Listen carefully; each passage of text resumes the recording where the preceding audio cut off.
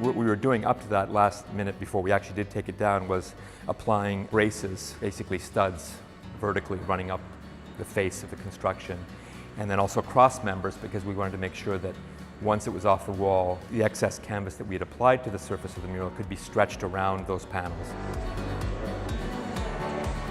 Anytime you take an artwork or an object of that size off-site, there's a bit of a concern, obviously, in the transport. So we were thinking in our minds of a place in the library that was currently offline to exhibitions or other programs, and we came up with the idea of bringing it into the Chevreuse room, which is just off of the Sargent Gallery that surrounds us here.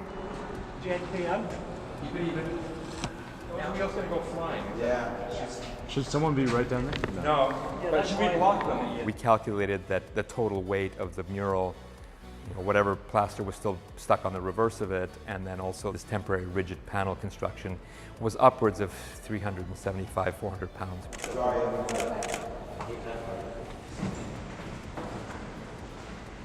I'm on too, but yeah.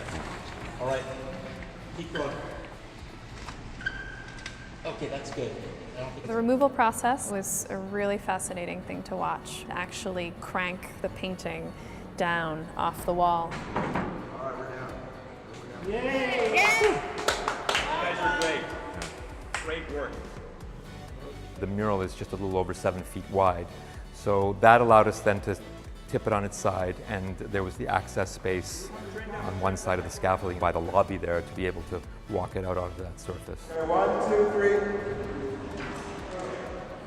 Lean it back a touch. I don't want the edge of the painting touching the ground so much. And lean it back slightly a little bit more. That's good, that's perfect. Okay. We want the painting on the edge of the framework here, okay? We don't want to lean it forward because it will catch the edge of the painting. Sorry about that. Okay, another couple of feet, let's go. 1, 2, 3. Beautiful. Okay, we're good. We're all clear down here. Careful of the tilt.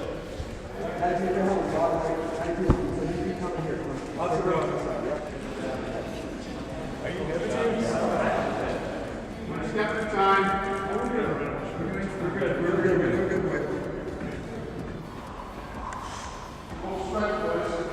Almost there.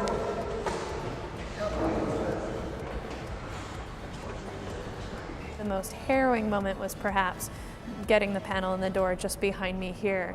Gianfranco and Ian measured every turn and every angle so that they could address any of these issues ahead of time, and yet it was a pretty tight squeeze. We've got about 6 inches. The only tricky part was that we had to remove these railings that are around this just so that we could run it in. 1, 2, 3. 1. All right, rest it. Just a slow, methodical move, but it went basically pretty well. I mean, as well as we wanted it to go.